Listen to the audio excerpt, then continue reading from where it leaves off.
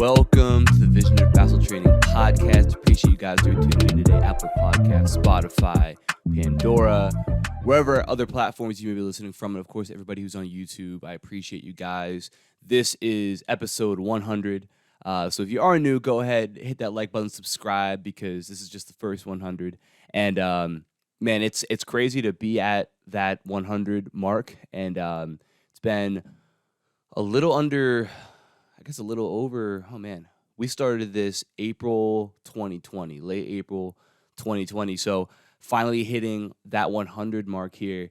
And there's a couple things I want to talk about, but first things first is I want to say thank you, because if there wasn't people listening, then we wouldn't be at 100. So I owe that to everybody who's tuned in, everybody who's supported, everybody who's left a review for me, everybody who has liked a video, left a comment, sent me a message with a question, or just saying, hey, I really enjoy the podcast. I really appreciate all of you guys. And, it's been something I remember back when I started. I felt like there wasn't a lot of basketball training podcasts specifically. And I also felt like there wasn't really anything for that on YouTube. And so I decided that I kind of wanted to change that. And I wanted to really give players and trainers and coaches something that they could watch. And I hear all the time from people like, hey, I always listen to your podcast when I'm driving to school, or I'm driving to work, or I'm driving to practice, or whatever. And I wanted to create something that people could use to fill those spaces, and hopefully make them better at basketball or really at anything. Because, I feel like where this has really gone is like, it's been what I've realized getting into this is that basketball mirrors life. I just saw Steve Kerr talk about in an interview the other day how the way that people play basketball mirrors who they are. So you can tell who somebody is by watching them play. You can tell if they're a selfish person.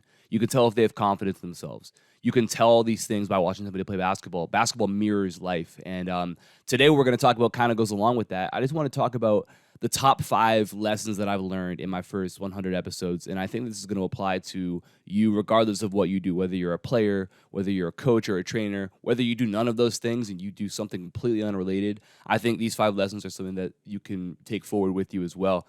And the first thing, and probably, I don't know if I'd say it's the most important one of the 5, but if you don't do this, then the other 5, the other 4 don't even matter. And lesson number 1 is just be willing to start. I remember when I first had the idea of the podcast, I had no idea how I was going to do that. I had no idea how to record a podcast. I had no idea what platforms I needed. I had no idea what equipment I needed. I had no idea any of that stuff. And on top of that, I didn't want to just do an audio podcast. I kind of figured that out like semi-quickly. And then I was like, no, I want to do a video podcast. Like I want to have both. And that was where it was like, I had no idea what I was doing. There was not really any helpful articles or videos online to tell me how to do that. And so I kind of just had to figure it out.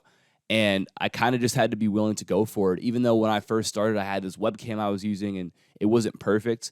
But I hear the term imperfect action all the time. Be willing to take imperfect action. I think that could be the other name for this lesson, is just be willing to take imperfect action. Be willing to look at something and say, you know what, this is not perfect.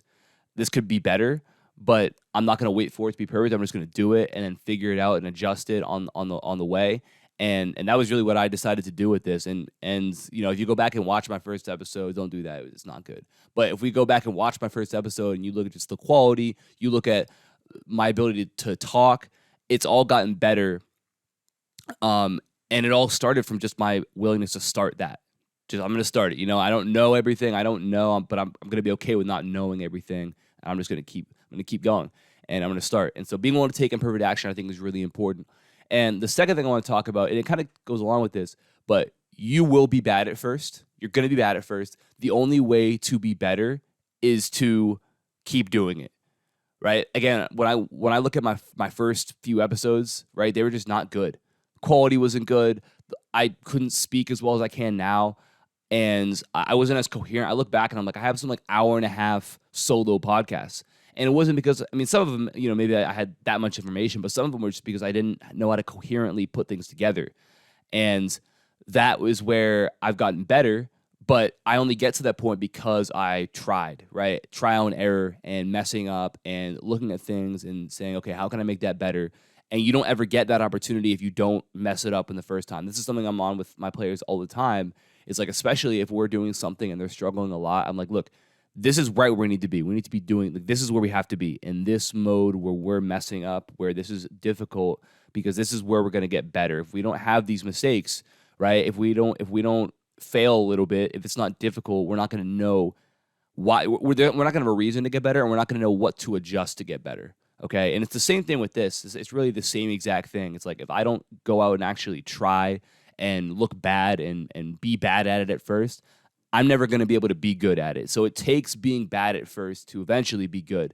So that's the second thing. When you start something, it doesn't matter what it is. It can be like when I started training, I look back at some of the stuff I was doing. I was not good, right? Some of the same stuff that like I look at now and I kind of laugh at was like stuff I was doing, because you're starting off. You don't know anything. But as you move forward, as you continue to be better and push yourself, then you start to adjust and you start to get better at it. But again, that only happens when you start and you're willing to, okay, I'm not going to be perfect. I might even be bad at this, but I'm gonna do it anyway, right? That's the second thing, is you're gonna be bad at first, but the only way to be good is to keep on doing it. The third thing that I've learned through these first 100 episodes is that to teach something is to learn twice, right? So the value in teaching something. And this, I think, has been such a game changer for me, because I look at some of these episodes, right, where maybe I'll read something, or I'll listen to a podcast on something, or I'll have a conversation with somebody, or I'll read a book on something and I want to talk about it on the podcast.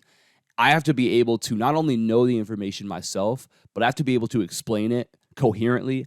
I have to be able to make sure that it's understandable, and I have to be able to process it and then spit it back out in a way that everybody can understand what I'm saying, right? So it forces me to not only have that understanding, but also understand how to explain it, which is essentially teaching it twice, right? Because the way that I might process something might not be the same way everybody else is going to. So I have to take that into account, okay? So whenever let's say it's an episode on skill acquisition, I might understand that, but do I understand it to a point where I can actually explain it to somebody else who might have no idea what that even is? They might not have read a book on it the way I have.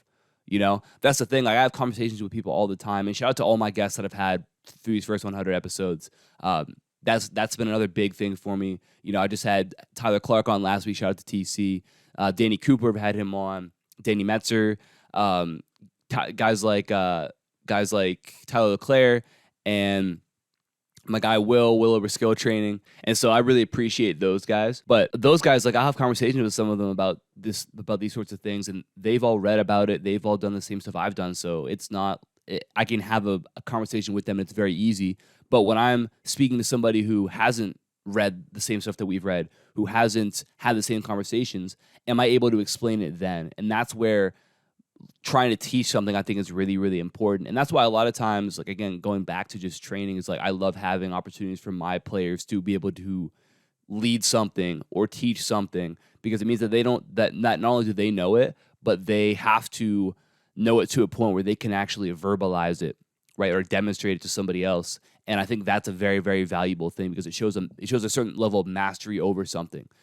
So really, me having to kind of put myself in those positions to teach things has made me so much better, because I really have had to internalize those things and really have a firm understanding of what it actually is. So to teach is to learn twice, and I think it's really important to put yourself in a position to have to help people and teach things, because it forces you to really know what you're talking about, which is obviously going to make you a lot better when it comes to actually applying that concept. So third thing I learned is that to teach is to learn twice. The fourth lesson that I've learned through these first 100 episodes is that pressure and expectation will push you to new levels, so you need to chase after them. And this kind of goes back to that last point. There's a lot of times where I'll get requests for a certain episode, or I'll read about something, and I'll be like, man, this is really, really good. And then I'm like, man, can I even make an episode on this? Like, do I even have the ability to coherently talk about this and explain this and help people learn this? And that was challenging. That was really hard at first for me to be able to do that. And that's pressure, right? But again, that pressure forces me to say, okay, you know what? You got to make sure you know this so you can explain it. And it forced me to be better. And again, that goes along with everything that you'll do as a basketball player, as a trainer, as a coach. But with whatever it is that you do, having those expectations on you, that pressure, it's not always enjoyable, but it's so necessary if you want to be great. And I still think about like the best times of my life have been those times where I felt like there's been expectation on me. I felt pressure to, deliver on something.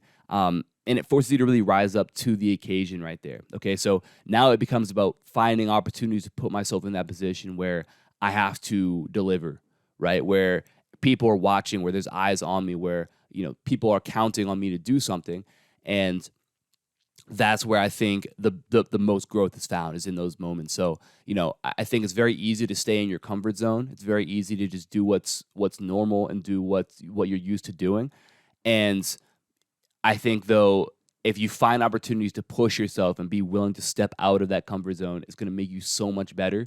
And that's a big thing that I've learned, not just through the podcast, but through everything else I've done in the past, 2+ years now. It's been really, really big for me to be able to look at myself and say, hey, you're too comfortable right now. You have to find ways to branch out a little bit and ramp that pressure up a little bit, because that's where you're going to push yourself forward right there. So fourth lesson, pressure and expectations will push you to new levels, so chase after them. And then the fifth thing that I've learned through these first 100 episodes, and I would say this is probably the biggest one, is that you're never going to make it.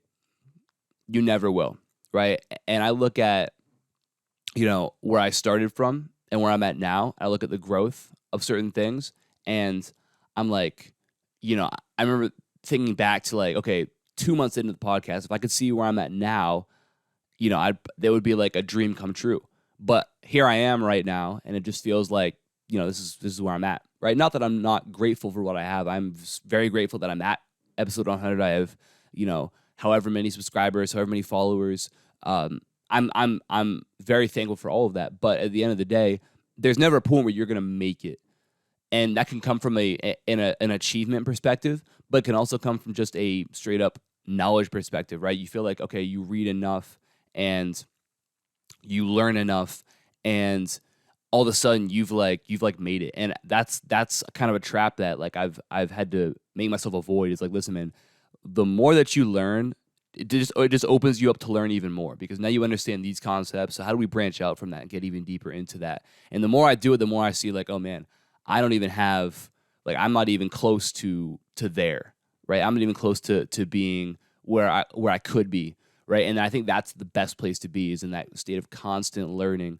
And again, not to say that you are ungrateful for what you have, or that you're upset with what you have, but putting yourself in a position to say like, hey, I can always be better. It doesn't matter how far I've come or where I'm at. I can always be better at whatever it is that I do.